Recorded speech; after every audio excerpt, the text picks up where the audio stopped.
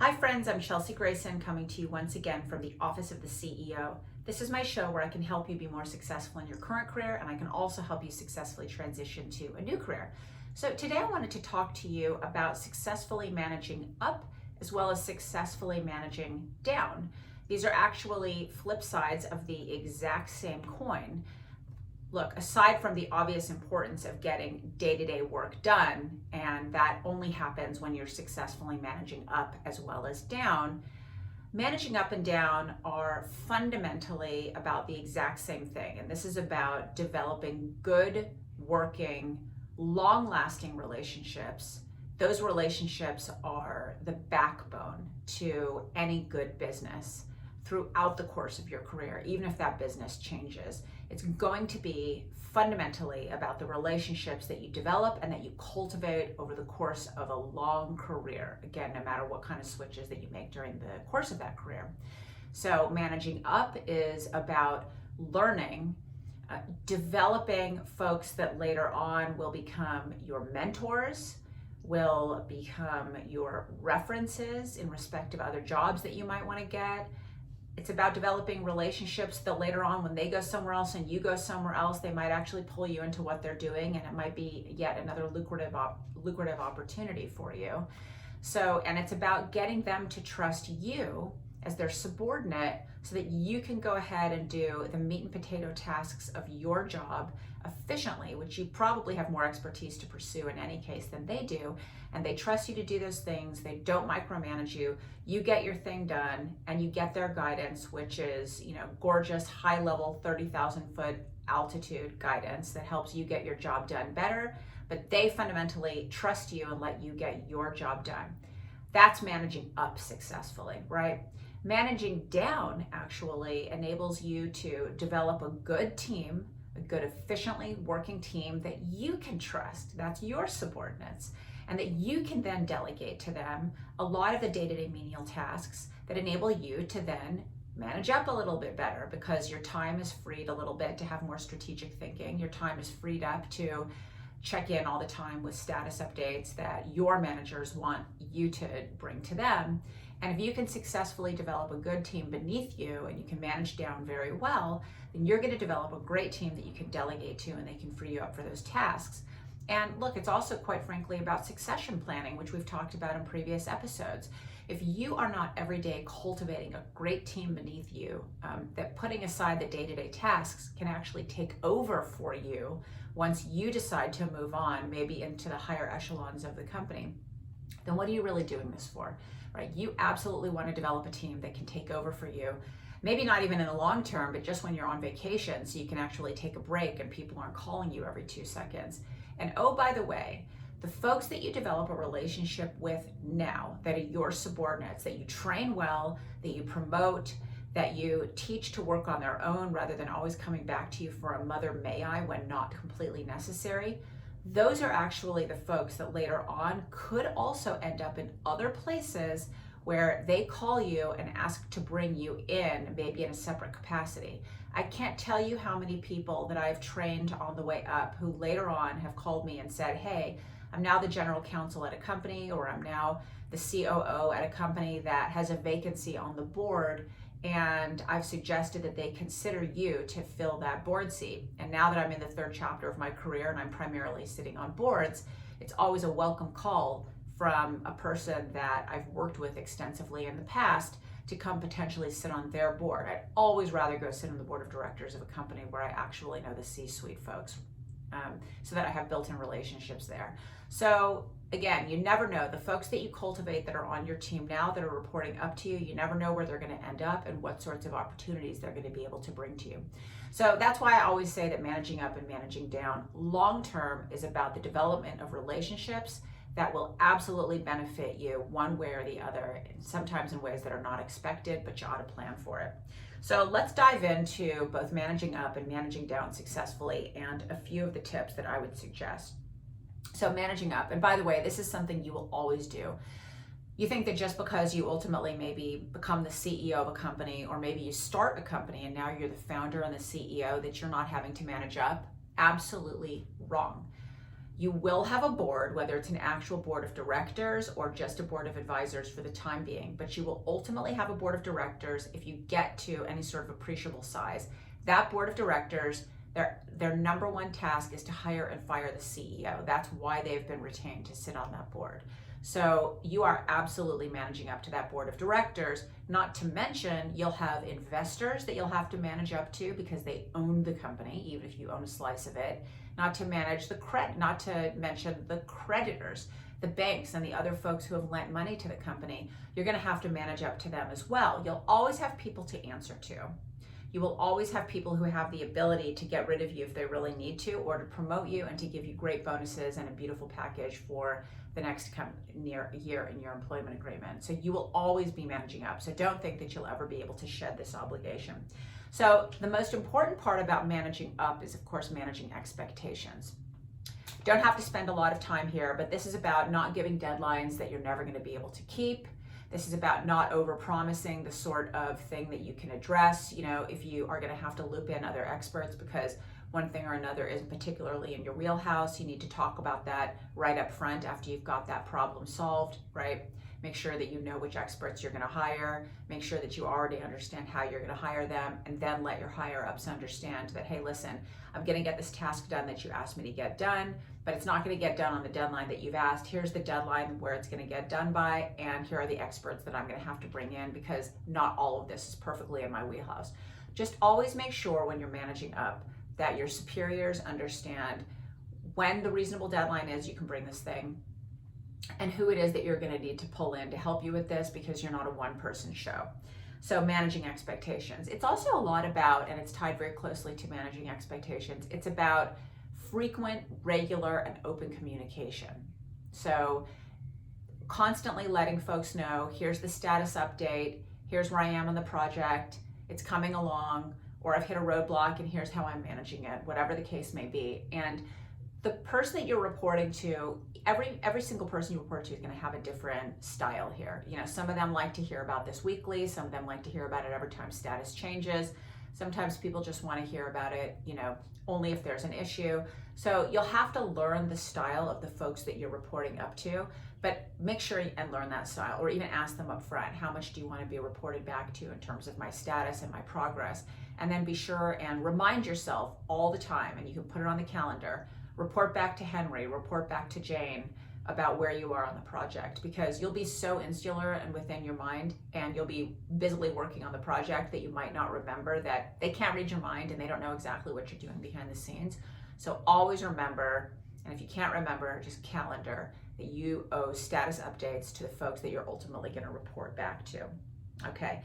No dead rats. That's my next rule. No dead rats. So if you come to a problem or an issue, don't just catch that dead rat, that issue, that problem, and just bring it back and plop it at the doorstep of your manager.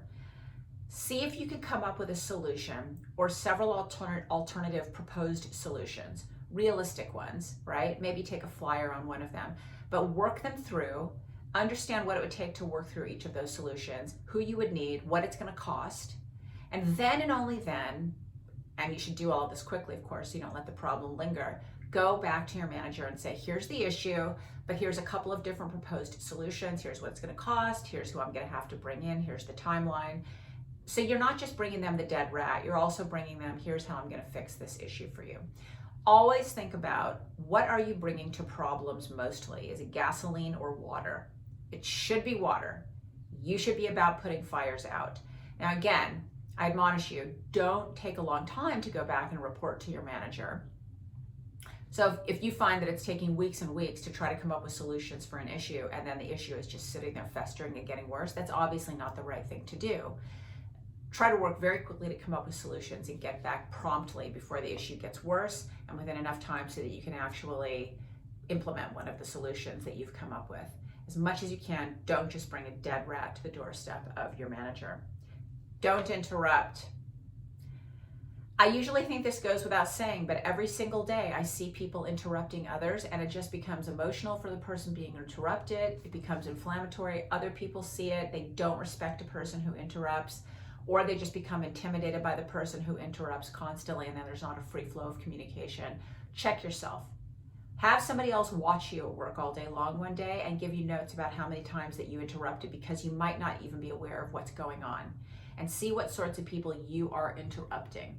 Now, putting aside the folks that work for you, because we'll get to that momentarily, when you are interrupting people that you report to or superiors to you at your place of business, when you are interrupting them, sooner rather than later, they're either going to stop working with you, they will be disincentivized to come and speak with you because you're constantly interrupting, and at the very worst, they're going to slap you back down in your place. And they'll put it in your performance review. Don't interrupt. As eager as you are to say whatever it is you're saying, what they are saying is much more important than whatever it is you have to say in the moment.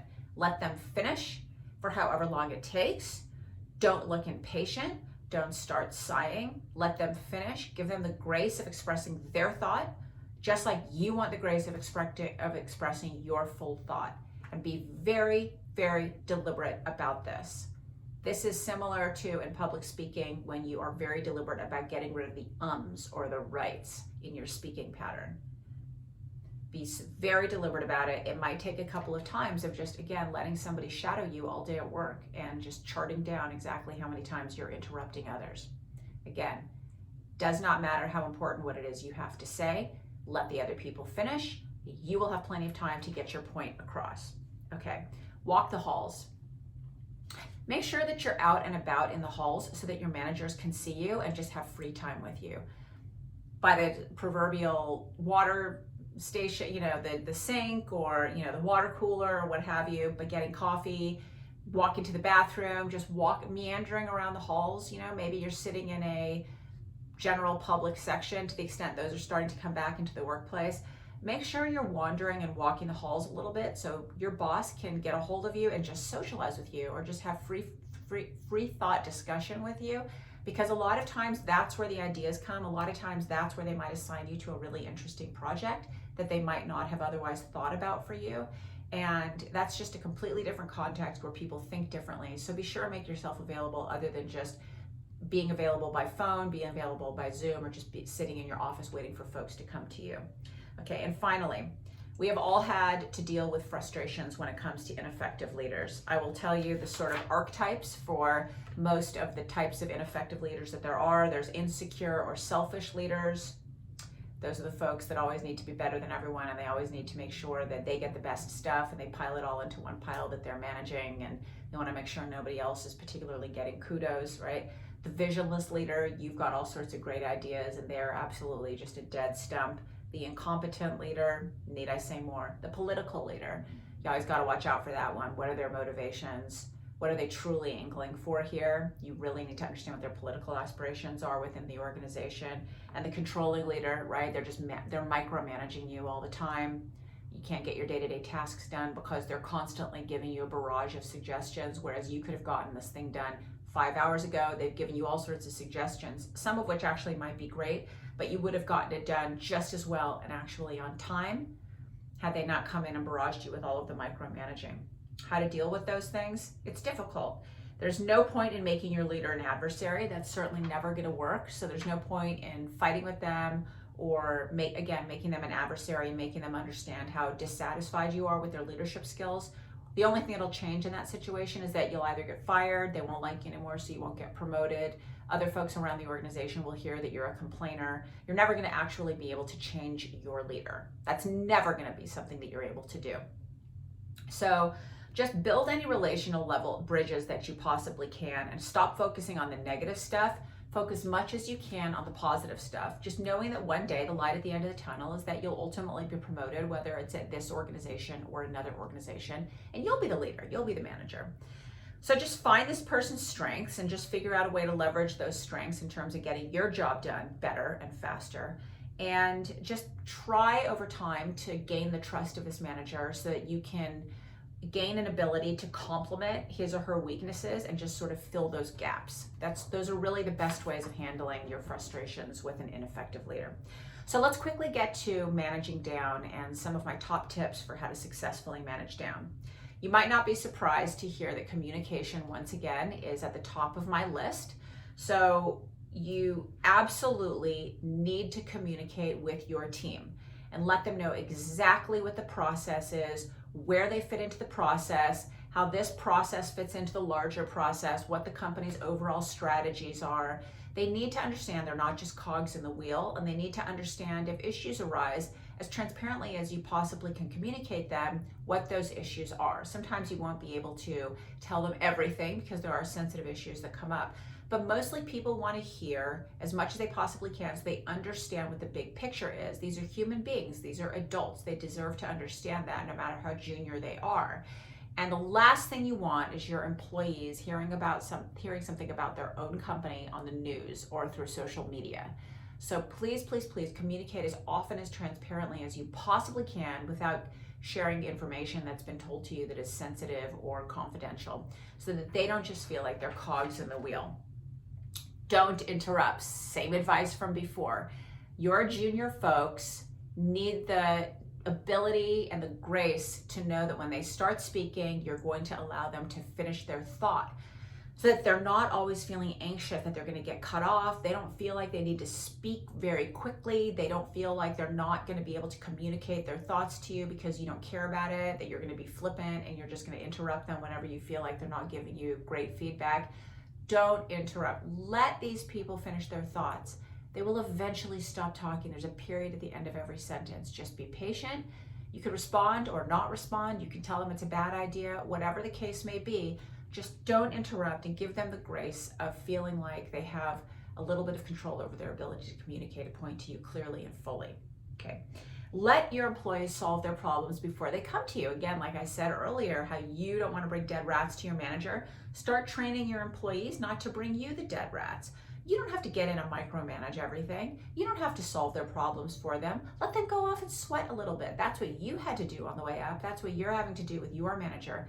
Let them sweat it out. Let them solve their issues to the extent they possibly can. They will be better for it. It's a great training exercise. And by the way, your job will be made easier over time because, again, you'll start to trust their ability to bring you the right problems with the right solutions. And you can start to focus on other things that make your superiors happy. Okay, avoid office politics. I have said this in other episodes, but it bears repeating. Your office is not a therapist's office. You're not a therapist, and you don't run therapy sessions. When rumors start to come into your office because employees come in and they want to vent, when they want to talk about personal issues, when they want to talk about other people's personal issues or other politics that are happening around the office, shut it down, ask them to leave, or ask them to return to what they came in to talk to you about that was purely business related. Nothing else to say here, but you just will never get any benefit from even knowing what the office politics are that they have to bring you. They are junior to you. You know more than them. They can't possibly bring information to you that's helpful, and more likely than not, they're coming to you with an angle or some sort of a position or a bias in the situation. They want something from you, whether they realize that or not. That's just how human beings are. And you will not gain anything or learn anything important by hearing them talk about rumors or themselves. So shut that down as quickly as you possibly can. They're not your friends. They work for you. They are your subordinates. If you're having problems drawing that line, then you should go talk to HR and have that person transferred out of your group. Period. End of sentence. Okay. Respect the clock. End your meetings on time so you get to the next meeting on time. Run the meeting according to the agenda. If a different meeting has to be set up to set other agenda items or to extend the length of the meeting, then do that.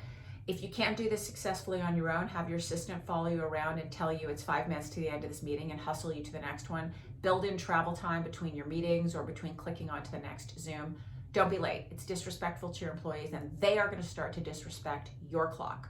The more you appear late to meetings, or you let meetings run over, or you wander off the agenda and let people just get sort of willy-nilly anarchistic in terms of how the meetings go, they're going to start doing that back to you because you're setting up a terrible model for them. You're going to start to be very inefficient. And they won't respect you because you don't respect them. So respect the clock, schedule your meetings correctly, hustle in and out, build in travel time, don't be late to any of your meetings. Okay. Walk the halls, same advice as before. Walk the halls so that similarly to allowing your managers to see you, you'll also be seeing your employees in the halls, and you could have those sort of freer, more flexible, more friendly, less pressured, less formal conversations with them. That's when the ideas can really start to flow, and maybe you'll start to think of additional synergies that you hadn't thought of before. And you can start to build a good, comfortable rapport so that you guys, when you really dig into projects, You'll have a good, comfortable working rapport amongst you. Okay, so finally, look beyond what folks' actual talent and numbers are. Look beyond their expertise and start to think about how people fit into the group from a culture perspective, how they fit in from a personality and charisma perspective. What is their impact on the team? What is the energy that they bring? It doesn't matter if you have just all the right eggheads on your team, right? All the people that on paper have the exact right expertise. If they are not working together properly, or if one or two of them is bringing a dark cloud into the team because they're adversarial, they have attitude, they don't have the right cultural fit for the team just in terms of their personality and they're rubbing everyone the wrong way, they shouldn't be on the team because they're going to bring the whole team down. It's better to have a bunch of folks on your team that have maybe even just a little bit less expertise, but they're all working synergistically together, and to bring all of those folks up rather than to have a bad apple who, notwithstanding being very smart, is alienating everyone else and everyone else is quitting your team or isn't working as productively as they could be. All right, so those are my top tips for successfully managing up and down. Please feel free to drop me a comment. Let me know if you think I missed something crucial or if you think I got something wrong, or if I got everything right. I'd love to hear about that as well. Please be sure and subscribe to my YouTube channel and hit the notification button so you don't miss future episodes. And I will see you next time from the Office of the CEO.